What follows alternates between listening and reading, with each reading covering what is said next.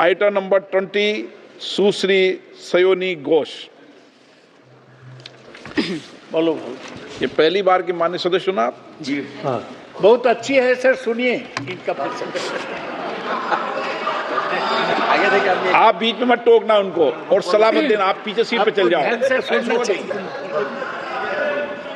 धन्यवाद अध्यक्ष महोदय, आपने मुझे बोलने का मौका दिया। मैं जादवपुर लोकसभा क्षेत्र से पहली बार चुनकर इस सदन में आई हूं और मैं धन्यवाद देना चाहती हूं मेरी लीडर ममता बनर्जी और अभिषेक बनर्जी का और जादवपुर लोकसभा क्षेत्र के सारे वोटरों का, जिन्होंने मुझे भारी बहुमत से जिताया और इस सदन में भेज के बीजेपी को एक पैगाम दिया कि पश्चिम बंगाल में माननीय सदन में इन नेताओं को धन्यवाद नहीं होता। और ये संदेश सर, ये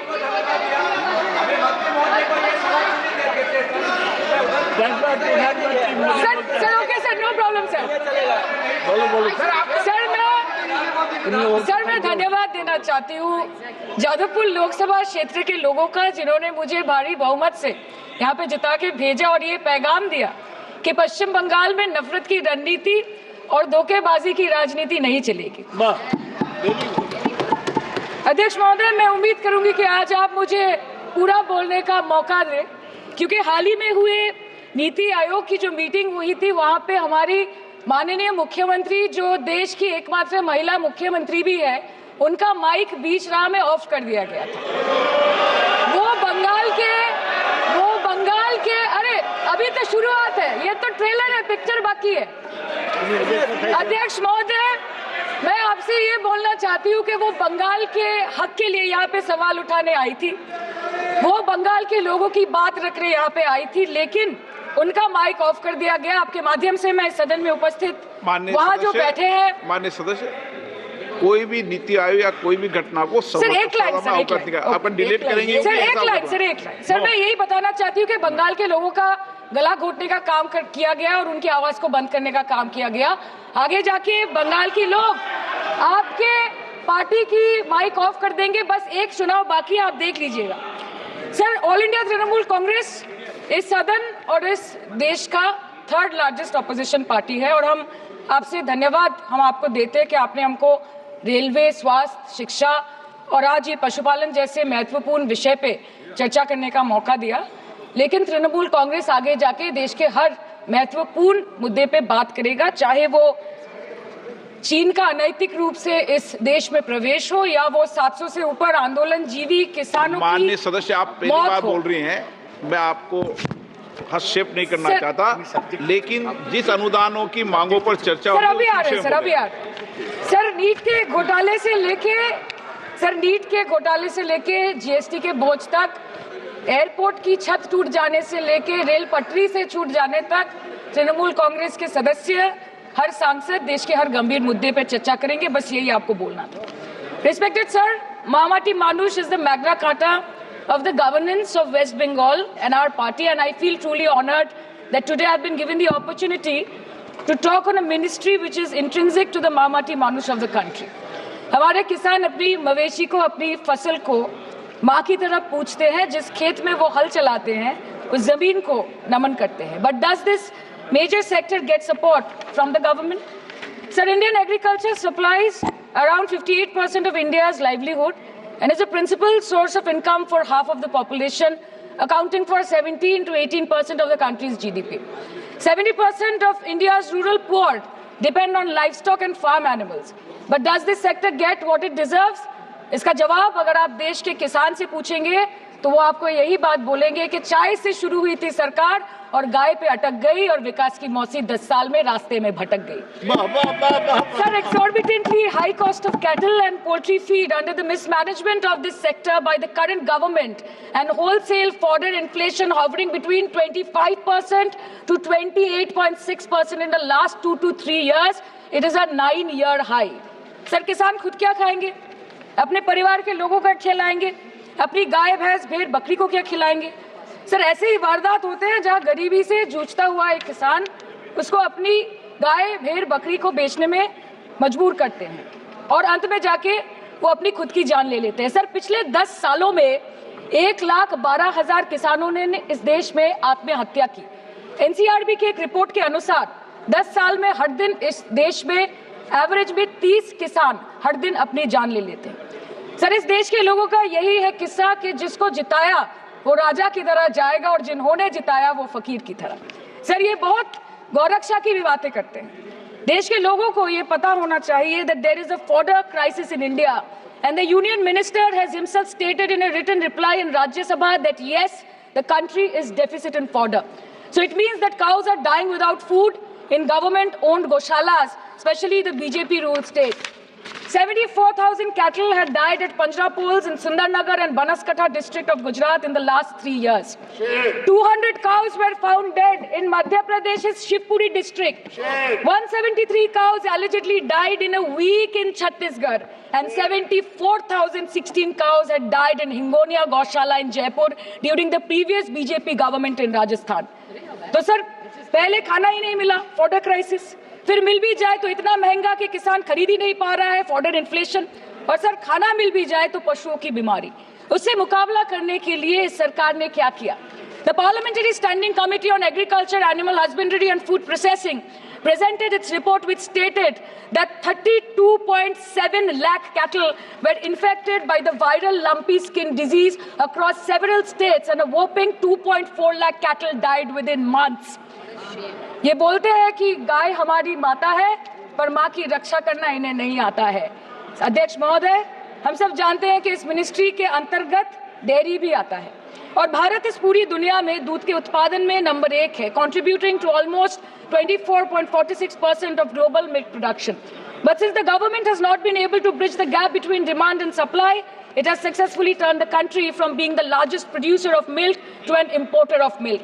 In the last 10 years, due to the stagnation in milk production, the gains of white revolution has been systematically whitewashed. The dairy farmers are forced to throw buckets of milk on the highway protesting against meager remuneration for their produce. And the price of milk, on the other hand, has increased by a massive 55% in the past 10 years. It was rupees 36 per litre in 2014 and now rupees 56 per litre in 2024. When this government came to power, the first thing the milk producing companies regulated by it did was to increase the price of milk by rupees 2 per litre. This was their revenge on the people of India for not providing a majority to the BJP. आम आदमी के दूध, छाछ, लस्सी, दही, पनीर पर 5% की GST, cream, condensed milk, मक्खन, घी पर 12% की जीएसटी और अमीरों के हीरो पर सिर्फ 1.5% की जीएसटी। सरकार उनको रिलीफ नहीं देती है जो विदेश में जाके मिल्क शेक और लाते की चुस्कियां लगाते हैं। ये सरकार उनको रिलीफ नहीं देती जो आम आदमी 2 पैकेट दूध खरीदने से पहले 10 बार सोचता है। सर, बचपन से हम सुनते आए थे कि संडे हो या मंडे रोज खाओ अंडे। India rank 2nd in egg production in the world. और अंडे का फंडा यही है सर कि भारत के बच्चों के किस्मत में महीने में एक अंडा नहीं मिलता। मिड डे मील के चलते हफ्ते में अगर एक आध अंडा मिल भी रहा था तो कहीं धर्म के नाम पे तो कहीं महंगाई के चलते उसे बंद करने की मांग उठ रही है। Sir, more than 50% children under the age of 5 suffer from chronic malnutrition in the country and roughly 17% children are underweight, and yet most BJP ruled states do not serve eggs in midday meal scheme. This is the example of Poshan Kal in India. Sir, अंत पे आते हैं मच्छी पे। आप लोगों को ज्यादा पसंद नहीं पर हम क्या करें, हम तो माछे भाते बंगाली है, हमको तो बोलना ही पड़ेगा। And not to forget that 2.8 crore fisher folk are employed directly in catching fish in the country and millions are employed in the value chain of selling fish and aquaculture.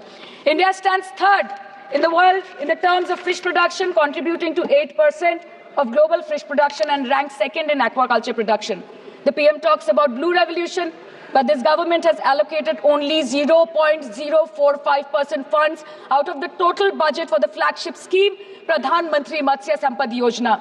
Even after this meager allocation, they did not utilize 39% of the funds, and in 23-24, they did not utilize 24% of the funds allocated.